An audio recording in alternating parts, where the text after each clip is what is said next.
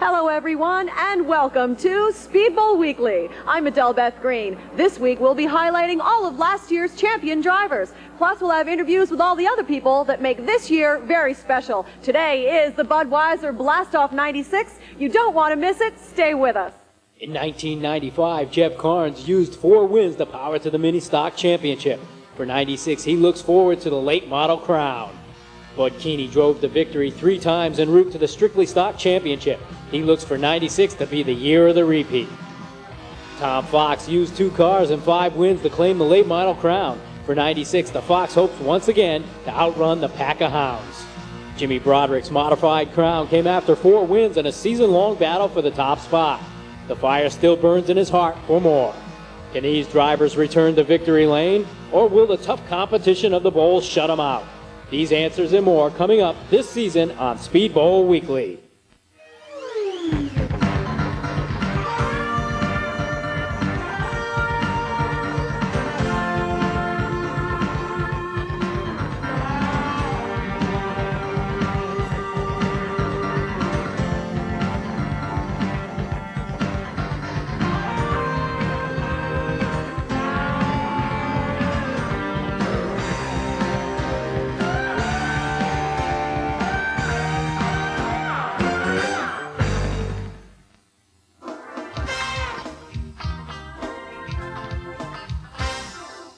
This is Jeff Karns, the 1995 Mini Stock champion. This year has moved up to the late models.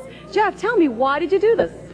Well, you know, we did our thing in the minis there, and you know, we proved that we could be the best, and we decided to just move on and go for another challenge. Well, this is certainly much more complicated, much more involved than doing the minis. Oh yeah, it definitely is. There's a lot of different setup on the car. You know, you can adjust everything, make the car go a lot better, and they're a lot faster, a lot tougher to drive too. So you had to change your driving technique as well? Yeah, a little bit. You know, the cars have more power. You know, you got to go a little bit easier on the gas. You can get yourself into some serious trouble, you know, if you're not careful. But, you know, a little bit more track time and we'll be very competitive. The races are longer for the late models. Yep. I like a longer race. You know, my driving style, I'm a little more laid back than other guys. Other guys are a little more aggressive, but I lay back for a little while, you know, and just try and slowly work my way up. That's why I like the longer race. You know, it gives you a little bit more time. How long have you been driving? Going on to my 4th season now. I raced 3 seasons in the mini stocks and starting my 4th season in late model. Oh, okay. So were you up late last night getting your car ready for today? Oh yeah. We went to bed at 3 and got up around 7:30, 8 o'clock this morning. And you're ready to drive this thing 100 miles an hour? Oh yeah. Can't wait. Are you going to be traveling outside of the Speedbowl, or are you going to be going to other races on the East Coast? We're going to try and run a few shows up at Thompson, and that's probably it for this season. Then next season, you know, we'll probably try a couple different tracks. So you must have big plans for perhaps being the late model champion for this year to top last year's trophy? Yeah, we're going to see what we can do this year, you know, and probably staying it for next year too, you know, until we get there, then we'll move on. So what qualifying position do you have for today's race? Today I'm starting 10th. The qualifying went okay the first time, but you know, we got the car a lot better since then. Mini stock action for the 96 Bud Blastoff would see Dan Darnstadt visit victory lane once again.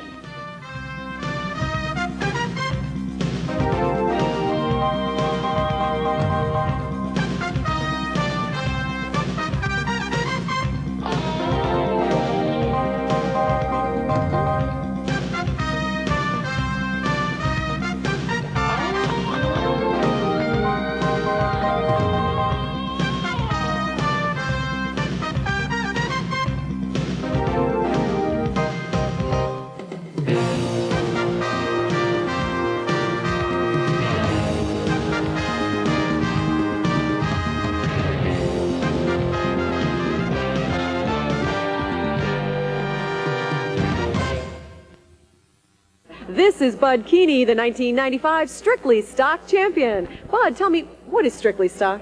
Well, the cars are basically supposed to be street legal, but we're not anywhere really close to Strictly Stock anymore. You know, it's just a lot of different stuff done to the cars and everything. When you say street legal, this means that you could take this car out onto Route 1 and go for a ride? No, but it's supposed to be close to that, you know, with roll cages and everything else. And So this basically has all of the amenities of a race car, but it's just close, very close to being a street type car. Yes. Yeah. The fans are supposed to be able to look at the body and know what kind of car it is and everything else. What are your plans for this season? We're not really sure right now. I missed last night. I'm here today. We're going to try to make it, every weekend the rest of the year and see what happens. This year the competition's real fierce out here. A lot of the guys are, everybody's running real close now. Just judging by the condition of the body of the car, it looks like you bump each other a lot. A little bit. That's only one race on that car too. That's one race. Do you do a lot of body work every time after every race to fix it up to make it look better for next time? Well, you hope that you don't have to. Okay. You don't want to work on the car every night. Tell me, how do you develop your sponsors for your strictly stock car? Well, most of them are from the hometown Clinton, where the car is from. And we just started going around asking people, and then they started coming and watching. And we ended up with some real good sponsorship. Last year where we won the championship and we had enough money to buy tires every week and everything else.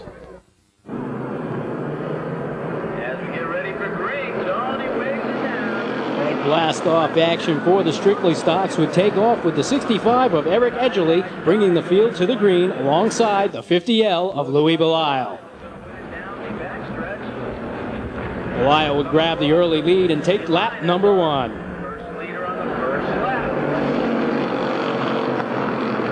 On lap 10, the 90 of Alan Coates would work to the high side of Mike Caprio and set his sights on the leaders. On the next lap, the leaders would attempt to go 3 wide, with Edgerly gaining the top spot and Caprio moving up under Coates. The top 4 would then continue to race under a blanket.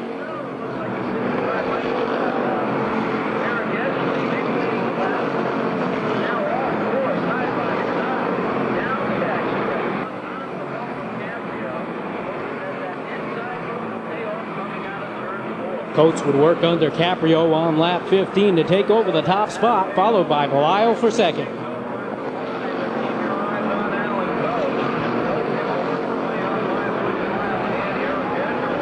With Coates pulling away, the battle became for second between Caprio, Edgerly, and Belisle.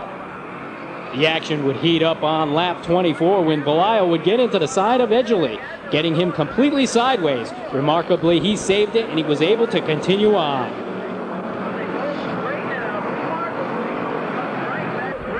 Coates would go on to take the win, followed by Caprio, Paul Dorothy, Eric Webster, and Belisle. Alan, I feel like we're in the Twilight Zone. This is the 3rd time we've been here. Alan, a little tougher today than what you had it last night. Yeah, it was a little tougher, and the track's real slippery today, and the car wasn't as good, but we got it here. Hey, you can't ask for any better. I mean, look where you are. I can't believe it. It hasn't hit me yet. Okay, anybody you got to thank for the win? Yes, Village Power Equipment, Lost Cloud Farms, Peacourt General Construction, C. Brown and Sons Electric.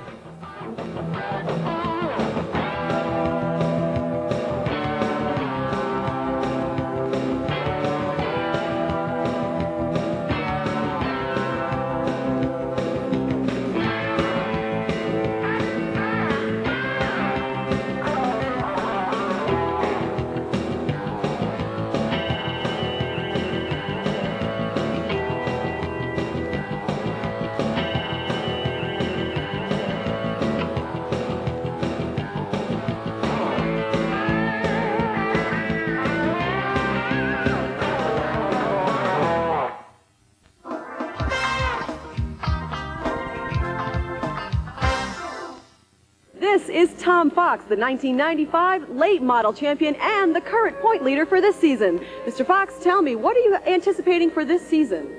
We came here with the anticipation of winning some races. We're not going to run for the point championship. We have a couple of Busch Grand National and North shows to run this year, so we're going to be out of town for a few weeks. We're here to win races. We're doing a pretty good job of that. The division out here is very competitive, the late model division. The action has been awesome. 3-4 wide racing, right down to the wire, 3 or 4 cars battling for the lead. On any given night, you got 6 or 7 cars that can run up front, so it's a task to run out here. Lots of excitement for sure. So you've been number 1 for the past 2 weeks. That's correct. Because today we're celebrating our Bud Blastoff 96 2 weeks late because we had a little bit of a rain delay. So you've been racing for the last 2 weeks and winning. Yes, we have. We've been fortunate to get to the front every week so far. Fine job. And what are your plans for the future as far as the rest of the season is concerned? We're going to run a limited schedule here. We're going to run a limited schedule at Thompson. We're going to put in 4 Busch Grand National North shows and just try and have fun and keep our heads above water. Are those up and down the East Coast, or are those across the country? That's the East Coast. The Busch North Division is a division that travels from Pennsylvania, New Jersey, New York, Massachusetts, Maine, Connecticut, all local eastern states. Okay. Tell me, have you been racing at the Speedbowl here for a long time? This is my 18th year here. I grew up here, been racing here for a long time.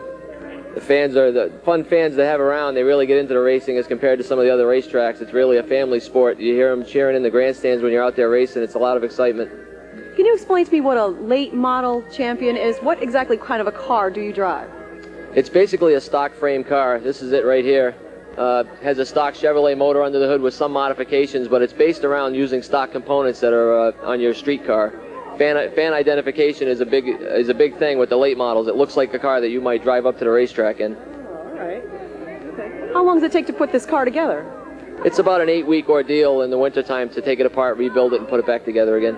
And were you late last night working on this? No, we had a good run last night. We didn't have too much work to do to it. Typically, we get here on time. I have a real dedicated crew. They do a great job. They prepare an awesome race car for me. It's ready to go when we get here.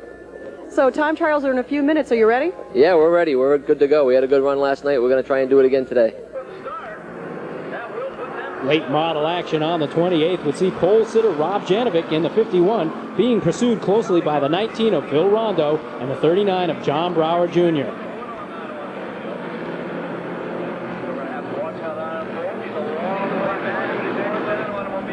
On lap 15, Rondo would move under Janovic. The two would battle side by side, with the 19 getting the top spot on lap 18.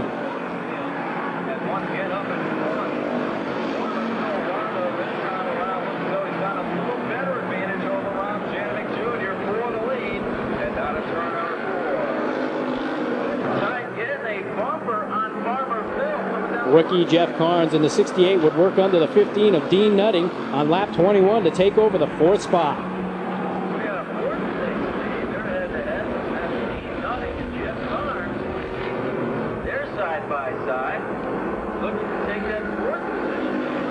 Rondo would drop off the pace on lap 23, giving the lead to Janovic, followed closely by John Brower Jr.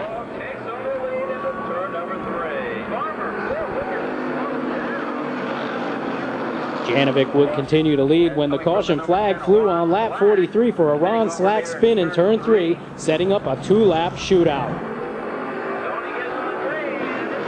Janovic would get the advantage on the restart and hold off Brower to take the win, followed by Rondo, Tom Fox, and Kevin Devis. Robbie, it's been a long time coming. You and I have talked about being down here together in Victory Lane for a long time. Yeah, hide that head. Hide that head. In one word, how's it feel? That's it. Unbelievable. Yeah, thank you. Thank you very much. You're welcome. Robbie, congratulations. That was a super run. You had lots of hard chargers on your back bumper. John Brower Jr. drove you for a while. You had Phil Rondo, Tommy Fox right there. You have to be in your 7th heaven. I'll tell you what, I've practiced this speech for 10 years, so I know I'm going to screw it all up. First and foremost, I got to thank John Brower. He ran me really clean. The car wasn't handling very well at the end. John ran me clean. Thank you, John. I just got so many people to thank. First and foremost, my brother Gary, who I love dearly. I wouldn't be doing this if it wasn't for him, and we wouldn't have won if it wasn't for him. Gary Espinoza, Larry's Auto Machine. The only reason why I won is because that thing was making steam. We sure in heck were handling enough to win, but man, I'll tell you what, when I came out of that corner, stomped on the gas, that Larry's motor got me to the next turn in first place. The entire Gaeta family, I love them dearly, every single one of them, and I would never have gotten into racing or even known how to bolt a tire on if it wasn't for all of them. Dennis gave me a ton of help last year getting the car in the ballpark. Dennis, I love you. Mike, David, every one of them, I love them. My car owner, co-owner, and big sponsor, John Volpe, North Branford, Big A Auto Parts, Outpost Western Wear, Larry's Auto Machine, of course, Hayes Brothers Racing, Burr Plumbing and Heating. I love everyone. I'm in love with the world. How about you go? I want Daphne down here, though. Somebody's got to get Daphne down here. My future wife. Okay, Rob Janovic Jr. made it easy for me. Took over the mic. He's always done that, though. Rob Janovic Jr., congratulations on that first ever feature victory. Now we never have to say, looking for that first ever feature win. Now, hopefully soon we'll be looking for the 10th.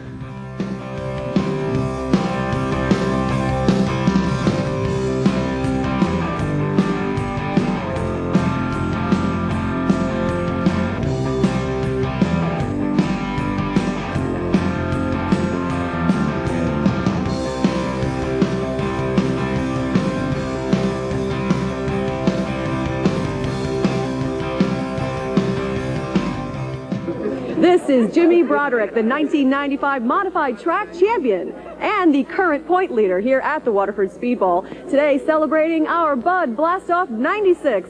Jimmy Broderick, tell me, how's it going today? I'll tell you in a couple of hours, but starting from the 5th position, just take it easy in the beginning of the race, and see what the cards are dealt. Tell me what you've got driving today. I got a Wine Company, NEH, Larry's Auto Machine, Chevrolet. This is a Chevrolet? Yes. And exactly how fast are you going to drive this thing around the track? Oh, we go about 100 here. 100 miles an hour. And for how long? Tell me how many laps will be for today's race. 96 laps. 96 laps. And your average speed, you say 100 miles an hour? Average speed is like 85. 85. And how many people does it take to get this car ready for Blastoff 96? I got about 12 guys, and they worked till 3:30 in the morning last night working on the car. Tell me how long you've been doing this. Since 1978. And how did you start? I used to race motocross first, then I switched to cars that are a little safer. Oh, really? Well, how long did you do motocross? For 3 years. And how did you get yourself involved in cars? My parents owned race cars before this, and I've been running here at the Bowl since 1978. It's a good place to run. The payoff is decent. The guys that run here are very good competitors, and the management here is real well. What's the advantage of driving on this track? I don't know if there is an advantage. You have to work for your positions. Okay. What kind of a track is this? Very fast 1/3 of a mile. Someone that hasn't seen a race here, they should come out and see it. It's an experience. Next on tap for Bud Blastoff would be the Mod Squad, led to the line by the 43 of Jerry Pearl and the 9 of Chris Jones. Pearl would jump to the early lead, followed by the 33 of Mark LaChanesse, Jones, and the 51 of Bob Potter.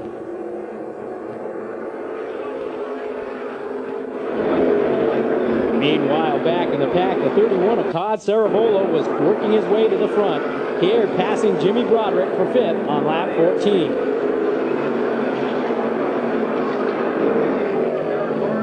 Caution would fly on lap 20 for a spin involving the 54 of Eric Byrne and the 34 of Tucker Reynolds Jr., allowing the field to close up for the restart. Pearl would again get the jump with Cerebolo moving under Potter for 2nd.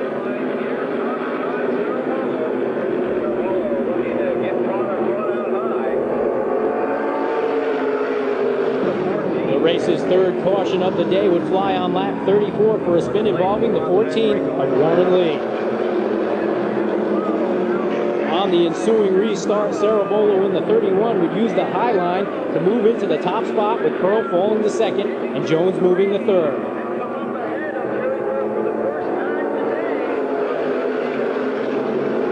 A lap 91 restart for a spin involving the 26 of Donnie Fowler would set up a 5-lap dash to the checker. At the green, Broderick would move under Pearl to take 2nd behind Cerebolo. Cerebolo would go on for the victory, followed closely by Broderick, Pearl, David Gaeta, and Dennis Gaeta. How'd you like these long ones? Well, I don't know. We seem to run good, but I don't like them very much. I wish they were counting cautions. It seemed like forever. We had a strong car at first, and it seemed like a repeat of the last race last year for the championship with Jerry. And when he was in front of me, I gave him a couple taps just to let him know that I was there. And when I got in front of him, he did the same. And then we stopped all that and got down to racing. And it was just tight wheel-to-wheel racing. Jerry's he's one of the toughest guys out here, Jerry Broderick too. And he raced me really clean. We had some really good side-by-side racing. It was very enjoyable. You had a couple guys starting up alongside of you on restarts. Who'd you fear the most? I feared everybody because the transmission was all jammed up, and I kept asking my crew chief, my brother, if I should take off in third, fourth. I says, do whatever you've been doing. I said, I ain't did the same thing twice. He said, so I tried one more thing. I started off in fourth. I kept the restarts rolling pretty good, and I kept that up. Todd, anybody got to thank for the win? Yeah, I want to especially thank Paul's TV and Panasonic. He's the one that got all that together for us, and our hats are off to him. We really thank him. Collins and Jewell, Coors, Able Auto Body. I think that's about it. My father, he put the tires to it. My brother, he got the chassis right on the bucks. And these guys, they worked hard all night and this morning. And it was just a good race. Everything pulled together. Okay, you can see Jimmy Broderick coming over to congratulate you, Todd. It was a good, clean race. Todd, we look forward to seeing more of you in 1996 down here at Victory Lane. So again, congratulations, Todd.